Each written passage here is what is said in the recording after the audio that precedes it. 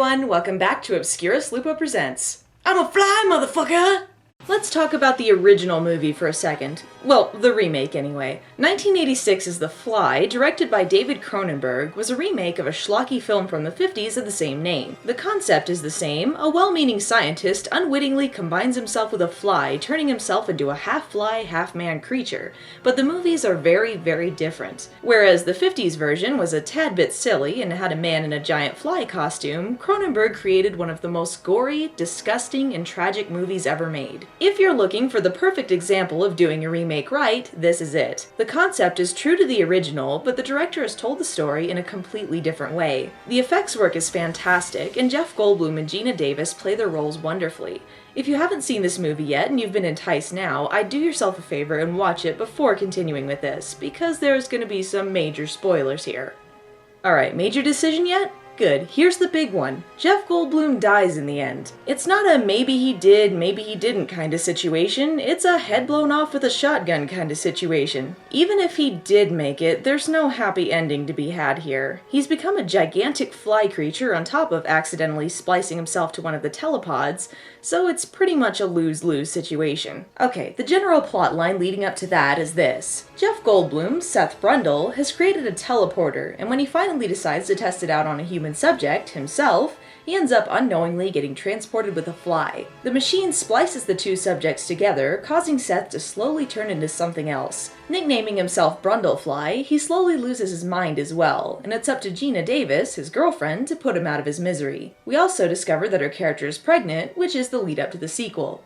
It's stupid. It's unnecessary, and it's stupid. Yes, The Fly was a success in theaters, but was anyone really asking for a sequel? No, because the story was wrapped up at the end. There was nothing else to tell. And if you think this sequel will add anything new or interesting to the mythos, you're in for a huge disappointment.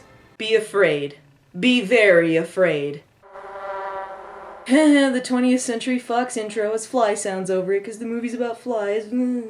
The story takes place largely in Bartok Industries, the company that was funding Seth's research in the first film. Hope you enjoy the setting, you're going to be seeing a lot of it! So, if you're noticing from the very first scene that something is off about this movie, you're not wrong. A woman who looks nothing like Geena Davis is giving birth to Seth's child, while her ex-boyfriend from the first film watches and tries not to let his incredibly fake beard fall off. Not Geena Davis gives birth to a piece of poop and promptly dies. Hard to believe Davis didn't reprise her role here. She's gone. Yes, now that we've successfully gotten rid of anything good from the first movie, we can proceed as planned. This film was directed by Chris Wallace, who did the creature effects for the previous movie, Gremlins, and a few other notable things. That would explain why the effects are actually pretty good, though sometimes the design choices are a bit questionable. So, I guess what I'm saying is, it's kinda weird having a half-melted dog as a supporting character in this, but I'm not questioning Wallace's ability to execute said half-melted dog. More on that later. Seth's son is named Martin, and Bartok is keeping him at the facility with the hopes that he can recreate his father's work and perhaps study him or something. This is established by an important-looking meeting filled with bit actors who you know from playing authority types in every movie they're in. Here we have an average 11-month-old child. And here we have our 11-month-old child. Pretty cool animation, huh? We spent hours animating it so we could tell you something that took 2 seconds. Janeway here, seriously, that's her name, is explaining to Bartok that Martin, in addition to growing at an accelerated rate, has a photographic memory and is, you know, a genius and stuff. So either the movie is trying to tell us that intelligence is genetic, or flies are geniuses, so pick whichever is less stupid for you. After some time, Martin is taking tests and doing sciencey stuff. He spends most of his life building gadgets to pass the time.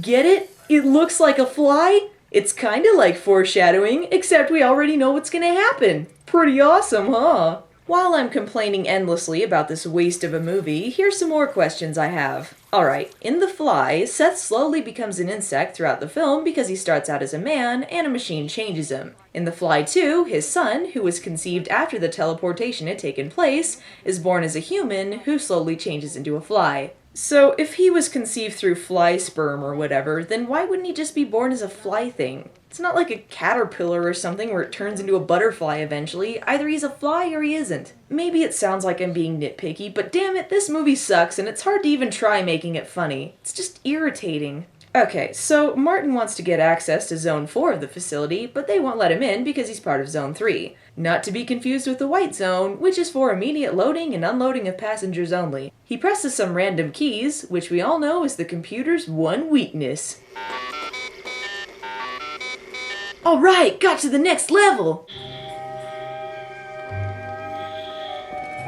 What's with the quirky music and wacky kid angle here? Is this some unknown Home Alone sequel now?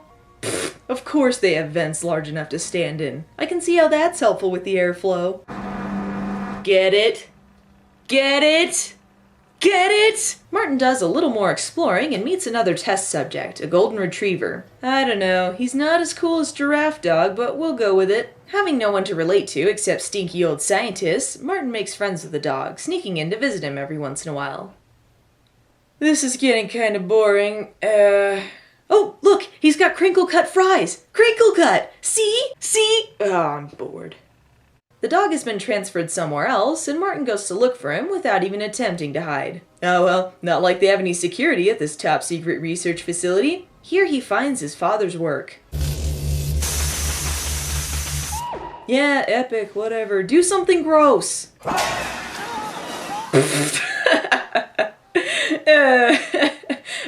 Okay, if I had to say this movie had one bright spot, it's this fucking dog.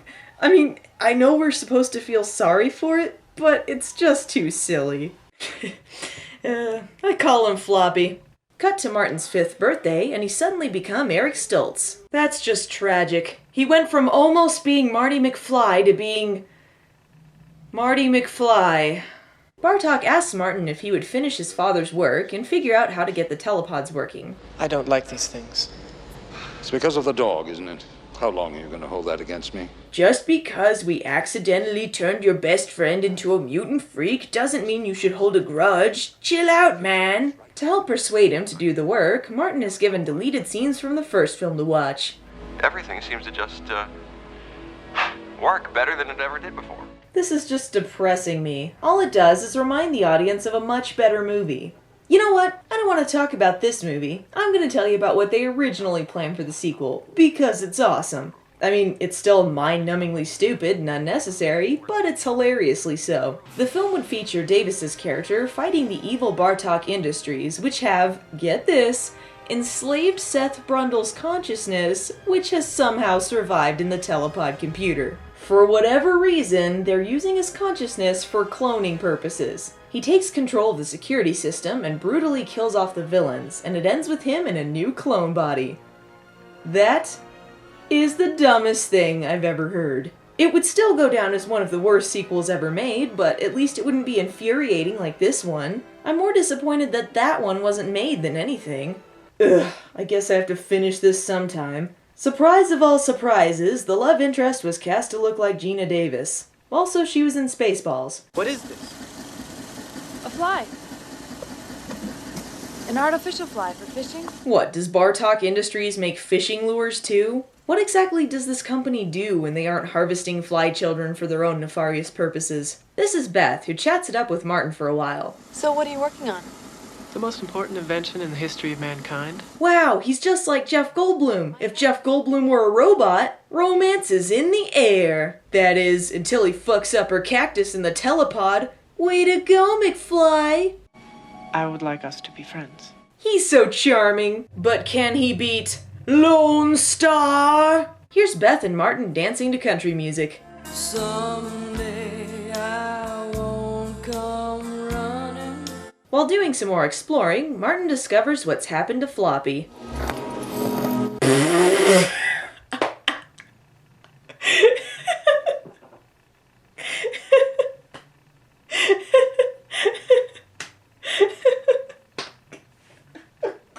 Just look at that thing. He looks like what would happen if they put Hoggle in a microwave. And what is going on here? They just keep him in a big hole as, what, a tourist attraction? There is absolutely no point to this whatsoever. I will, however, commend the filmmakers for making me laugh. There's only one thing left to do. So long, Floppy. We'll miss you. You make me live. Whenever this world is cruel.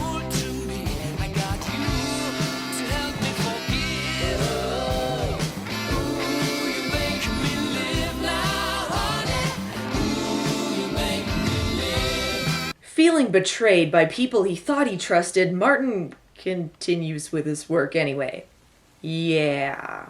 Aw, kitten, he'll be perfect for dinner. So Martin teleports the kitten successfully, meaning that he's finally figured out the telepods. This means he's changed the world as we know it, benefited science in ways we never knew possible, helped us to— whatever, who cares? Boo! Do something gross again! Nothing sexier than kitten teleport sex. And remember, he's 5 years old. With the teleportation issue solved, Martin looks to cure his accelerated growth. He discovers that, while he can't remove the mutant DNA using the telepods, he can replace it with healthy DNA from another subject. Yeah, that's how DNA works. Seriously, they're that desperate to try and shoehorn a happy ending into this? One of the things that made the first one so effective was how tragic and incurable the situation was. And look, we know what's gonna happen. If you introduce this little factoid, we know what's gonna happen. But whatever, let's see if this turd surprises us. Catching on to the fact that Martin is changing, Bartok decides to cut him off from Beth, transferring her to another building. She also discovers something disturbing, which they film in the silliest way possible. Bartok knows about us. How could he? We never told anyone. Because he saw us. He videotaped us in bed.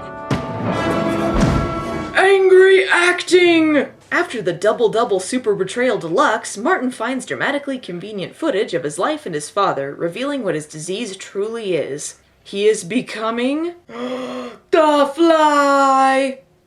You want this to happen? Of course I want it to happen. Come on, Martin, I'm evil. I thought you already knew this. With Martin on the loose, it's up to asshole Gary Chalk to take him out. Oh, of course, turning into a genetic fly mutant gives you super strength. Now on the run, Martin goes to the one place he knows he'll never be discovered, the house of the only other person he's ever interacted with. No wonder he's a genius. The two of them take off to the only person they know to turn to who might have some answers. I don't think you're ready for this jelly, 'cause he's too weird delicious for you, babe. I have a chromosomal malfunction. I'm growing at an accelerated rate. No shit, that's fascinating. Listen, it's been great. Stop by again sometime. So you're saying we'll talk later? The two of them break in anyway, and Beardy does his best Torgo impression for a bit. They inquire about Seth's last days to see what cure he was searching for. Yeah, hate to break it to you guys, but that cure obviously didn't work out. Brundle. Stole my girl. Got her pregnant. Caused her death. Dissolved my hand and my foot with fly vomit. I had no love for the man. Well, good talk. Seems like they're booking it again, and things are only looking up.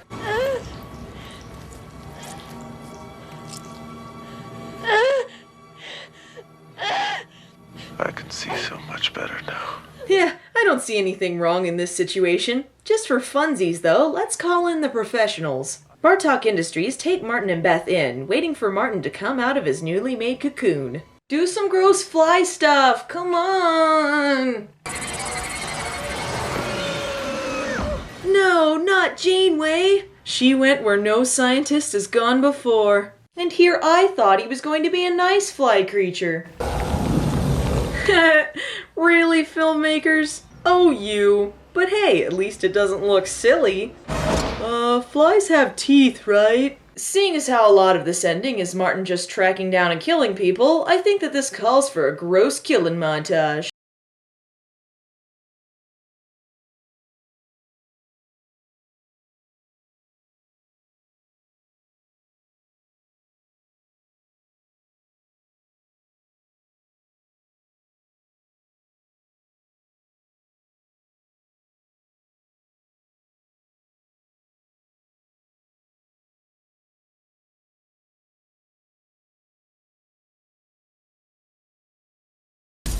With everyone else gone, Bartok feels the need to start packing. The audience has ceased to care. Can we get on with the end? Oh look, Martin switches up their DNA with the telepods. Surprised? So Martin gets his happy ending because that's how DNA works, and Bartok ends up paying for what he did to Floppy. What a truly majestic piece of cinema.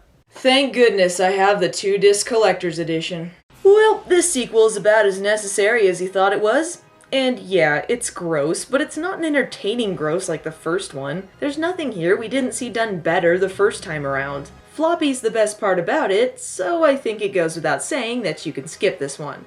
Well, since I'm on a horror sequel thing right now, couldn't hurt to revisit an old franchise next week. The howling terror continues with a whole new breed of werewolves in Howling 3. Rated PG-13.